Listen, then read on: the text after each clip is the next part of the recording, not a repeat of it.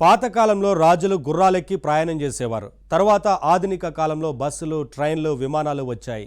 మరి AI, robotics లాంటి కొత్త టెక్నాలజీస్ ప్రపంచాన్ని అత్యాధునికంగా మార్చేస్తున్నాయి కదా. ఇప్పుడు జనం వేటి మీద ప్రయాణించాలి?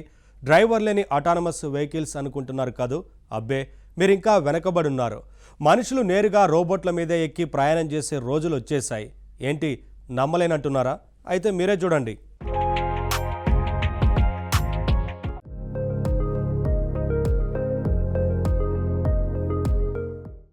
దీని పేరు B2W. యూనిటీ రోబోట్ కంపెనీ వాళ్ళు తయారు చేసిన ఒక మోషన్ రోబోట్ ఇది. కేవలం ఒక పెట్ మాదిరిగానే కాకుండా ఒక వాహనంగా కూడా పనికొస్తుంది.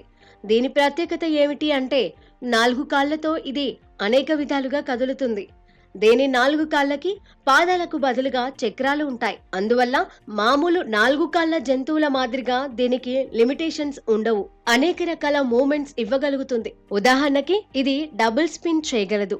అంటే వెనుక 2 కాళ్లని దగ్గరగా పెట్టి ముందు 2 కాళ్లని దూరంగా ఉంచి శరీరం మొత్తం టర్న్ అరౌండ్ చేయగలదు. అలాగే తలకిందులుగా మారి ఆ శీర్షాసనంలో రొటేషన్ ఇవ్వగలదు. ఇలాగే టోమస్ ఫ్లేర్ అనే మరో మూమెంట్ కూడా ఇది ఇవ్వగలదు. టోమస్ ఫ్లేర్ అంటే ఒక సైడ్ కాళ్ళని నేల మీద ఆనించి ఉంచి రొటేషన్ చేస్తూ ఏమాత్రం పడిపోకుండా బ్యాలెన్స్ చేసుకుంటూ మళ్ళీ రెండో సైడ్ కాళ్ళని నేల మీదకు తెచ్చుకుంటుంది. ఇలాగే సైడ్ ఫ్లిప్ కూడా చేయగలదు. అంటే పక్కకి జంప్ చేయడం అన్నమాట. దీని బాడీ పలుచగా కనిపించినా చాలా స్ట్రాంగ్ గా ఉంటుంది. భయంకరమైన కొండలు, గుట్టలు కలిగిన చోట కూడా ఇది కిందికి పడిపోకుండా, జారిపోకుండా పోగలుగుతుంది. జాగ్రత్తగా దిగగలదు, అలాగే పైకి ఎక్కగలదు కూడా. బాడీ స్ట్రాంగ్ గా ఉండటం వల్ల ఎలాంటి కఠినమైన రాళ్ళు, రప్పలు ఉన్నా దేనికి ఏమీ కాదు. అయితే దీని సెన్సార్స్ మాత్రం చాలా సుకుమారమైనవి. ఇది 360 జంప్ స్పిన్ కూడా చేస్తుంది. అంటే ఒకేసారి 4 కాళ్లతో గాల్లోకి లేచి రౌండ్ గా తిరగగలుగుతుంది. సాఫీగా ఉన్న రోడ్డు మీద అయితే ఇది ఎంతో హాయిగా ప్రయాణించగలదు. మెట్ల మీద నుంచి వెళ్ళగలదు. కుదరకపోతే పక్కనుండే స్లోప్ మించి కూడా జారి ప్రయాణం చేస్తుంది. మరో ముఖ్యమైన విషయం ఏమిటంటే ఇది నీళ్లున్నా కూడా ప్రయాణం చేయగలదు. ఇది వాటర్ ప్రూఫ్ రోబోట్.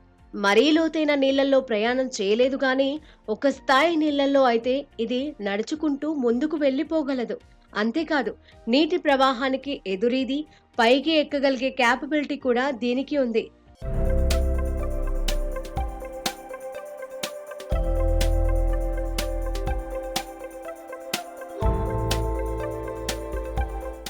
ఏదైనా అడ్డంకులు వచ్చినప్పుడు వాటి నుంచి జంప్ చేసి అవతలకి దూకుతుంది. జంప్ చేస్తూనే తన దిశను మార్చుకోగలుగుతుంది. దీనినే వెల్డ్ విండ్ జంప్ అంటారు.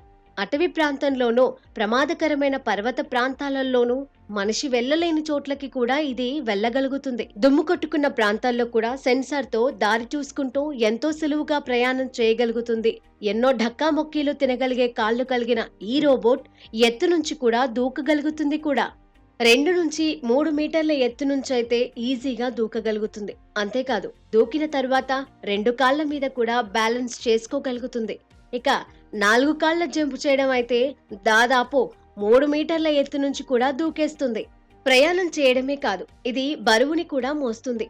40 కేజీల బరువు అయితే ఇది ఈజీగా మోస్తూ ప్రయాణం చేస్తుంది. ఇంకా ఎక్కువ బరువు అయితే దీని స్పీడు తగ్గుతుంది. అన్నింటికంటే గొప్ప విషయం ఏమిటంటే దీన్ని మనం ఒక వాహనంగా కూడా ఉపయోగించుకోవచ్చు.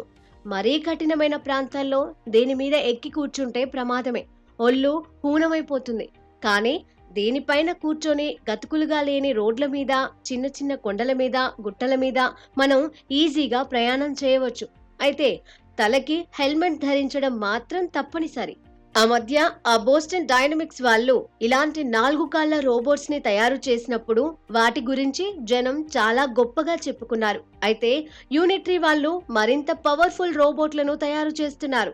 వీటిని మార్కెట్లో అందుబాటులోకి కూడా తీసుకొచ్చేశారు. అయితే ఇలాంటి వాటిని చెడు అవసరాలకి వాడతారేమోనన్న భయాలు కనిపిస్తున్నాయి. అందుకే వీటి విషయంలో బలమైన చట్టాలు రూపొందుతున్నాయి. యూనిట్రీ వాళ్ళు కూడా ఆ విషయాన్ని ముందుగానే హెచ్చరిస్తున్నారు. చూద్దాం, పాతకాలంలో గుర్రాల మీద రాజులు ప్రయాణం చేసిన విధంగా భవిష్యత్తులో మనమందరం ఇలాంటి రోబోట్ల మీద ఎక్కి ప్రయాణాలు చేస్తామేమో. వెయిట్ చేద్దాం.